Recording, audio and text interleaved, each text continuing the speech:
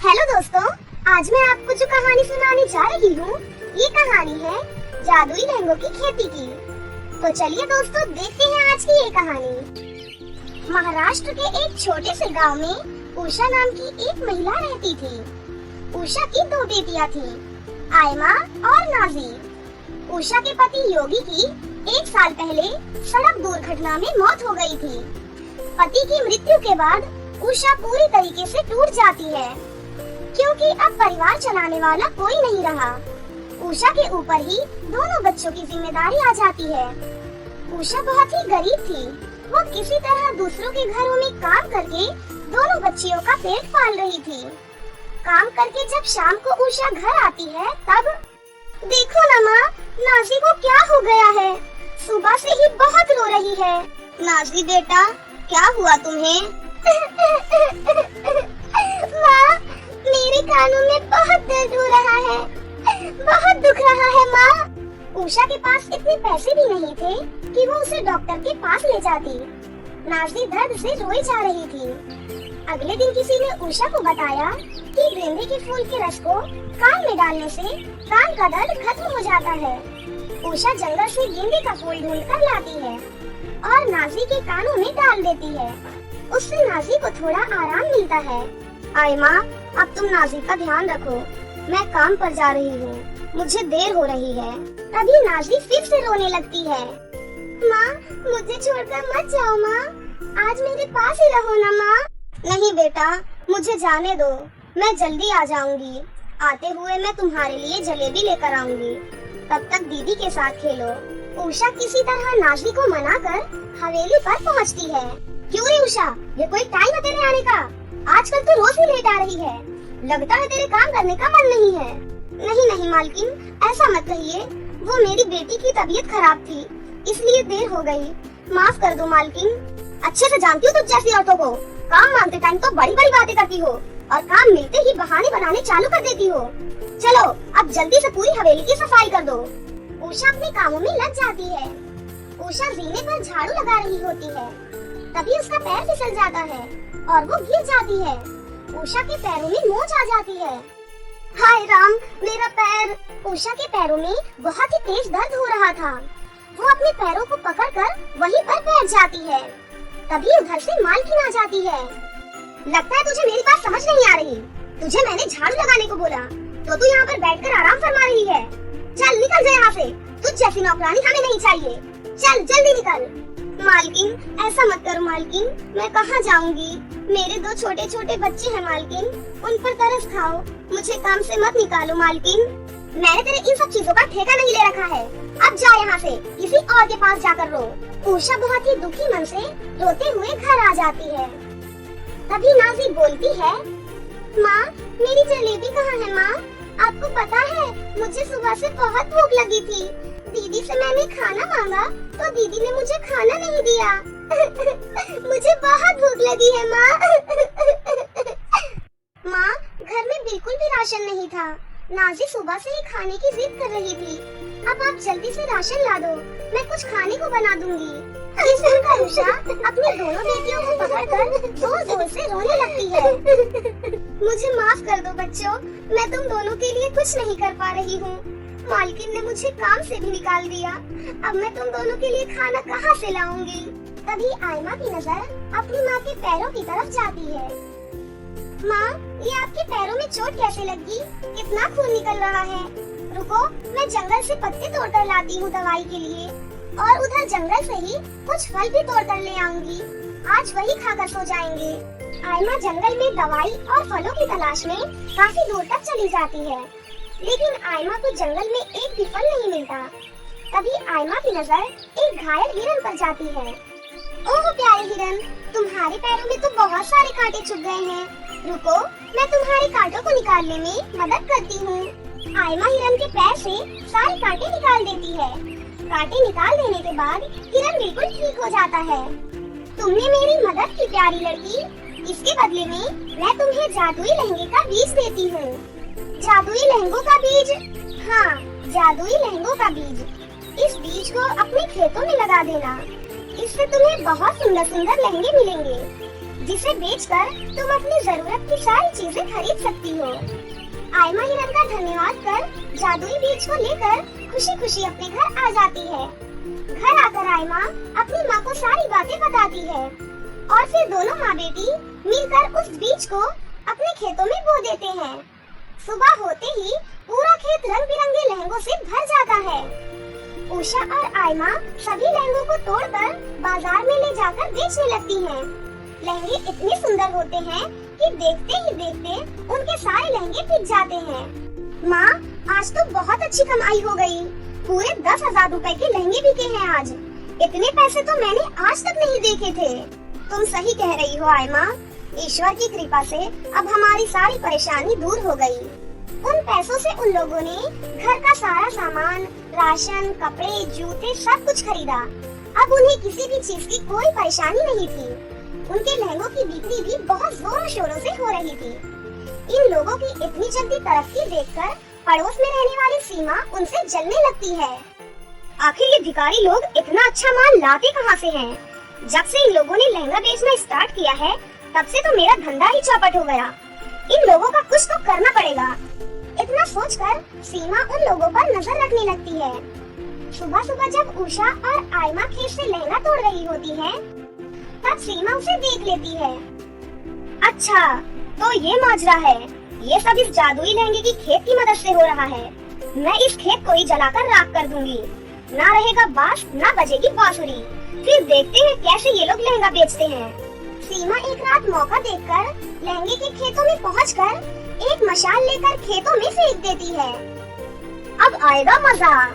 इतना बोलकर सीमा जैसे ही घर की तरफ आने के लिए मुड़ती है, वो आग की मशाल सीमा की तरफ बढ़ने लगता है। अरे, इसको क्या हो गया? ये मेरी तरफ कैसे आ रहा है? भागो रे भागो! सीमा भागने लगती है, लेकिन वो आग का मशाल उसका पीछा नहीं छोड़ता है। मुझे माफ कर दो, मुझसे गलती हो गई। अब मैं कभी उस खेत की तरफ नहीं जाऊंगी और ना ही कभी उषा को परेशान करने का सोचूंगी। प्लीज मुझे माफ कर दो मुझे। ठीक है, अगर तुमने दोबारा उषा को परेशान करने की कोशिश की, फिर मैं तुम्हें इसी आग में जलाकर राख कर दूंगा। नहीं, मैं उषा को क्या, अब से मैं किसी को भी परेशान करने का नहीं सोचूंगी। मुझे माफ कर दो, मुझे अपनी जिंदगी बहुत प्यारी है। मैं अब किसी को परेशान नहीं करूंगी। सीमा के इतना बोलते ही वो आग का मशाल वहाँ से गायब हो जाता है और इधर आयमा, नाजी और उषा उस जादुई लहंगे के खेतों के साथ खुशी खुशी रहने लगते हैं। शेखरपुर नाम के गांव में सुमन नाम की एक औरत रहा करती थी। सुमन की 2 बेटियां थी। एक का नाम था मोहिनी और दूसरी का नाम था तारा। वो अपनी बेटियों से बहुत ही प्यार करती थी। जब सुमन की बेटियां छोटी छोटी थीं, तभी उसके पति का देहांत हो गया था और तब से वो अपनी बेटियों की परवरिश कर रही थी। सुमन एक किसान थी और अपने खेतों में फसल उगाया करती थी। कई बार उसकी फसल खराब भी हो जाती थी और इससे उसे काफी ज्यादा नुकसान उठाना पड़ता था। इसीलिए सुमन बहुत ही दुखी रहती थी, क्योंकि उसकी बेटियां धीरे धीरे बड़ी हो रही थीं और उससे उनकी शादी की भी बहुत चिंता थी। सुमन अपनी सास सरला के साथ में रहती थी। सरला के पति का भी देहांत हो गया था, इसलिए दोनों सास बहू एक साथ मिलकर साथ में खेती किया करती थी और उनके काम में सुमन की दोनों बेटियां भी हाथ बटाया करती थी। एक दिन की बात है, सुमन खेत में फसल लगाने की सोचती है, पर उसे तो कुछ समझ ही नहीं आता कि वो ऐसी कौन सी फसल लगाए जिससे उसे लाभ ही लाभ हो।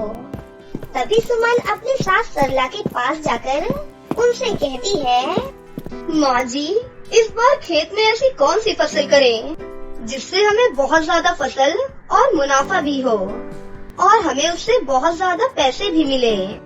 मुझे तो कुछ समझ ही नहीं आ रहा बेटी, क्योंकि ऐसे तो कोई भी फसल नहीं है और हम जो भी फसल उगाते हैं वो किसी न किसी कारण से खराब हो जाती है। तुम जो चाहो वो कर सकती हो बेटी। तभी वहाँ पर सुमन की दोनों बेटियाँ मोहिनी और तारा भी आ जाती हैं और अपनी माँ को उदास देखकर मोहिनी अपनी माँ से कहती है, क्या हुआ माँ, आप इतनी उदास क्यों लग रही हो? क्या कोई बात है? हाँ बेटा, मुझे समझ में ही नहीं आ रहा कि मैं अपने खेतों में किस चीज की खेती करूं, जिससे कि हम लोगों को अधिक रुपए मिले। आपकी जो इच्छा है आप वो कर लीजिए। आप तो एक किसान है ना माँ, और आपको तो पता ही होगा कि किस फसल में अच्छी पैदावार होती है। हाँ, मुझे तो पता है कि कौन सी फसल करनी चाहिए, पर अपनी फसल किसी न किसी वजह से खराब हो जाती है। इसलिए मैं इस बार ऐसी फसल करना चाहती हूँ कि जो खराब ही ना हो और हमें अच्छा खासा मुनाफा भी हो सके। अभी वो लोग बात कर ही रहे होते हैं कि तभी वहाँ से एक सिमरन नाम की परी गुजर रही होती है, जो उन लोगों की बातों को सुन लेती है। उन लोगों की बातें सुनकर सिमरन परी को काफी बुरा लगता है, और फिर सिमरन परी उन लोगों के पास आकर उनसे कहती है, यदि आप लोग चाहें तो मैं आपको एक फसल के बारे में बता सकती हूँ, जिससे आप लोगों को कभी भी घाटा नहीं होगा और आप लोग उससे बहुत ही जल्दी अमीर भी हो जाएंगे। सिमरन परी की ये बात सुनकर सुमन सिमरन परी से कहती है, अरे जल्दी बताइए, ऐसी कौन सी फसल है जिसे करके हमें बहुत सारा मुनाफा होगा और जिससे हमारी फसल खराब भी नहीं होगी। इस पर सिमरन परी सुमन से कहती है, यदि तुम मेरी मानो तो तुम्हें अपने खेतों में जादुई बर्थडे केक की खेती करनी चाहिए। बर्थडे केक की खेती की बात सुनकर सुमन बहुत ही ज्यादा परेशान हो जाती है, और वो सिमरन परी से कहती है, क्या बर्थडे केक की खेती? अरे बर्थडे केक की खेती कैसे होती है? मुझे तो कुछ पता ही नहीं है इसके बारे में। तुम चिंता मत करो, मैं तुम्हारे खेतों में जादुई बर्थडे केक की खेती करने में मदद करूंगी। इसके बाद सिमरन परी अपने जादू से पूरे खेत में जादुई बर्थडे केक की खेती कर देती है। उस जादुई बर्थडे केक की खेती को देखकर वो सभी लोग बहुत ज्यादा खुश हो जाते हैं। इसके बाद सिमरन परी सुमन से कहती है, तुम इसमें से कितने भी बर्थडे केक ले जा सकती हो और मार्केट में बेच सकती हो। ये जादुई बर्थडे केक की खेती कभी भी खराब नहीं होगी। अच्छा, अब मैं चलती हूँ यहाँ से। इसके बाद सिमरन परी वहाँ से चली जाती है। सिमरन परी के जाने के बाद सुमन खुश होकर अपनी सास सरला से कहती है, अब हम लोगों को कभी भी फसल खराब होने का डर नहीं रहेगा, क्योंकि अब हमारे खेतों में जादुई बर्थडे केक की खेती है। इस पर सुमन की बेटी तारा उससे कहती है, हाँ माँ, आप बिल्कुल ठीक कह रही हैं। अब हमारे खेतों में जादुई बर्थडे केक की खेती है, जो कभी भी खराब नहीं होगी। इसके बाद वो लोग बहुत ही ज्यादा खुश हो जाते हैं, और उन जादुई बर्थडे केक को बेचकर वो लोग बहुत सारे रुपए कमाते हैं। धीरे धीरे समय बीतता जाता है, और समय के साथ साथ सब कुछ अच्छा चल रहा होता है। एक दिन सरला खेतों में काम कर रही होती है कि तभी वहाँ पर सुमन आ जाती है, और वो अपनी सास सरला के साथ जादुई बर्थडे केक की खेती में काम करने लग जाती है। अभी वो दोनों काम कर ही रही थी कि तभी वहाँ पर एक डिम्पल नाम की औरत आ जाती है, और जादुई बर्थडे केक की खेती को देखकर उसकी नीयत खराब हो जाती है, और वो सुमन से कहती है, तुमने ये जादुई बर्थडे केक की खेती कैसे की? अरे मुझे भी तो बता दो, मैं भी अपने खेतों में जादुई बर्थडे केक की खेती करना चाहती हूँ। ये तो सिमरन परी ने की है, मुझे इसके बारे में कुछ भी नहीं पता। यदि तुम्हें जादुई बर्थडे केक की खेती के बारे में पता करना है तो तुमको सिमरन परी से मिलना होगा। चुप बैठ, मुझे किसी भी परिवारी से नहीं मिलना, मुझे तुम्हारे खेत चाहिए। तुम अपने खेत कितने में बेच रही हो मुझे? ये तुम कैसी बहकी बहकी बातें कर रही हो? मैं तुमको अपने खेत नहीं बेच रही हूँ, तुम यहाँ से जा सकती हो।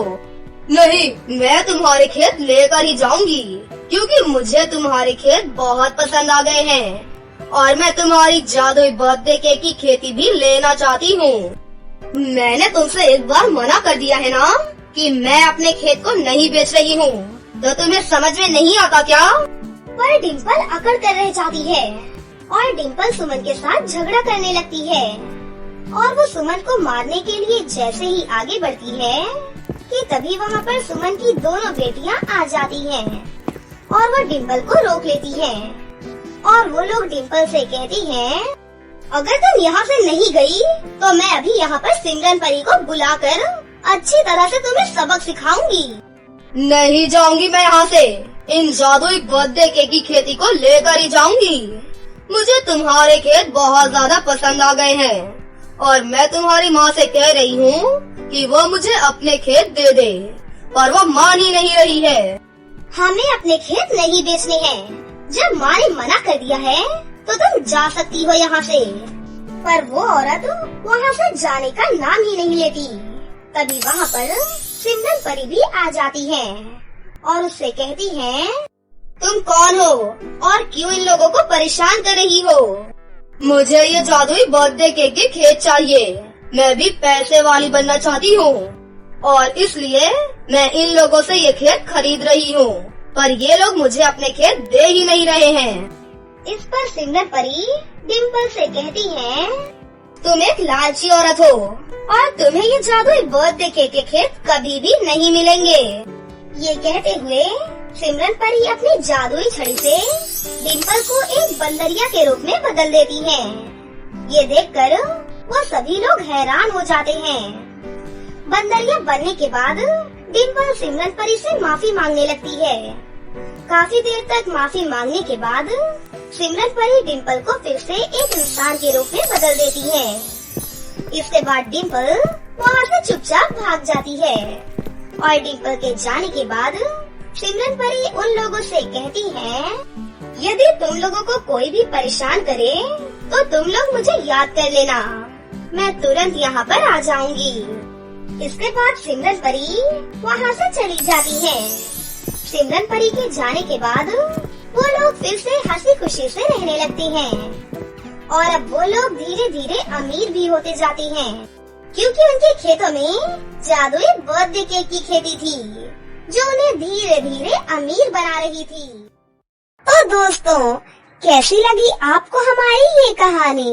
अगर आपको हमारी कहानी अच्छी लगी हो तो इसे जरूर लाइक करें, साथ ही हमारे चैनल को सब्सक्राइब भी कर लें और बेल आइकन को दबाना ना भूलें। मिलते हैं अगली वीडियो में। धन्यवाद।